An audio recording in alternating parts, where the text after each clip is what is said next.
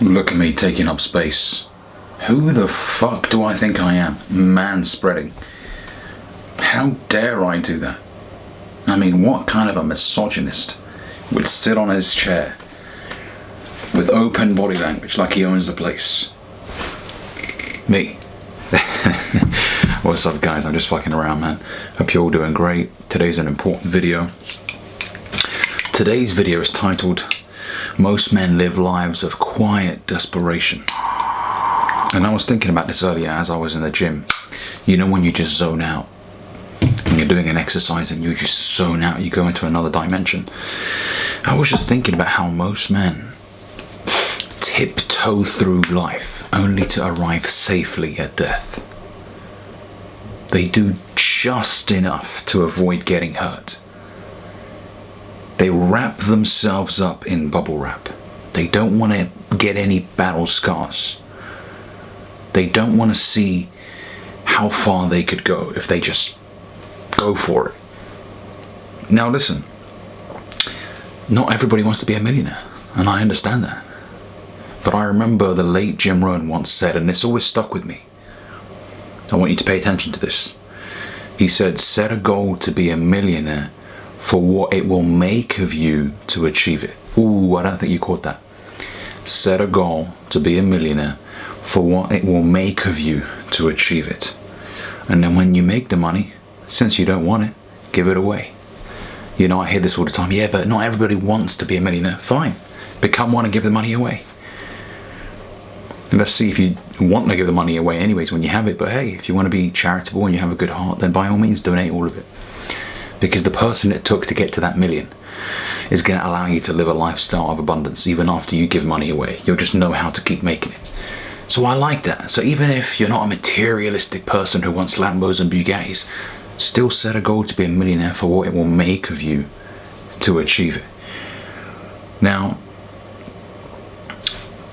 the question I want to ask you guys today is why not? Why not just pull the trigger and go for it?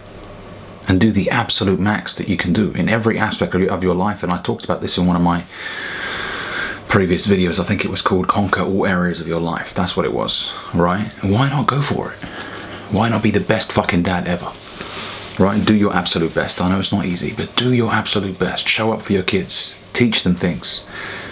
Why not be the best fucking looking person in your family tree that has ever existed? Just look fucking incredible, man. Hit the gym 6 days a week. I mean, look shredded, man. You know, I saw someone retweeted something on their Twitter the other day, a picture of his grandfather and how shredded his grandfather was and how big he was. There was a picture of him in like the 50s or 40s or something. And the guy was like, you know, it's crazy how most men don't look like this today. We're going backwards. At least physically. We're looking worse as men today. You look at men back in the days, broad shoulders, big backs. Now guys are fucking soy. Fat as fuck, eating processed food, not working out, Pornhub, all that stuff. So anyways, I'm deviating. Become your absolute best in every area of your life. Stop living life on the fucking minimum line. Doing just enough. I'll run 20 minutes once a week. No. Why not see what your body could achieve? Why not discover your genetic potential? You know, why not look back at your photos when you're 50, 60 and be like, wow, I was fucking ripped in my 20s, 30s and 40s. I was just incredibly good looking. And to be fair, you should carry on that mindset even through your 50s and 60s. Still maintain an active, healthy lifestyle. Yes, there's certain things you won't be able to do anymore, but it becomes a lifestyle. I still see Sylvester Stallone working out, right? I still see Vince McMahon, I think his name, the founder of the WWE, right? He's 70 something, hitting the gym hard with his personal trainer. I mean, it's a philosophy, it's a way of life. And so you need to alter your philosophy. If you're operating on a very fucking old philosophy, a philosophy of someone who's lazy, undisciplined, then you need to shake things up, man. Otherwise, the next 5 years will look like the last 5 years. And then you'll have decades of average results. And it saddens me, man. It saddens me when I see people in their 40s and 50s just talking down to themselves, regretting how they spent their lives. It's upsetting. And it's a warning. When I hear someone in their 50s talking about how he should have, or, man, I think about that and think, you know what, I'm blessed to have time on my side right now. Yes, life is in God's hands, and I could go at any moment. Absolutely, I'm aware of that. But when you hear someone with regret who's several decades older than you, it definitely does shake you up a little bit. It makes you think, you know what? Time is going by right now, and it's going by fast. And if I'm not careful, I could be like this guy. 50, 60 years old, full of regrets. You know, why? Why not? What are you afraid of? Oh, my parents, my family. Listen, you come into this world alone and you leave it alone. Right? What matters is what's in between. Who gives a fuck about your friends and what they think about you starting that business? Do it for you. And most importantly, for your kids and your family. Leave something. Leave a little dent in the fucking universe, man, as small as it may be. Do something. Don't live a life, man, waiting for payday every month. Doing the bare minimum at work not to get fired. Getting trampled all over by your manager. You know, going to your manager saying, is it okay if I have one more day off, please? I just want to spend time with my kids this week. Or this week, you know. I mean, come on, man. There's more to life. Why not? Conquer your fears, man. What did Greg Plitt say? I don't know if you guys are aware of who Greg Plitt is. If you're not, you need to look this guy up. But he says, you guys talk about wanting to be this, wanting to be that, and he says, grab your fucking nuts and be it. Just fucking be it, man. Enough talking, enough flapping your fucking lips. Everyone can do that. Oh, I want to be. Motherfucker, what are you doing? Are you pursuing something? Are you taking action? Time is moving like that. I remember when it was January 2021. We're now in February 2022 and it's almost March. Time don't wait.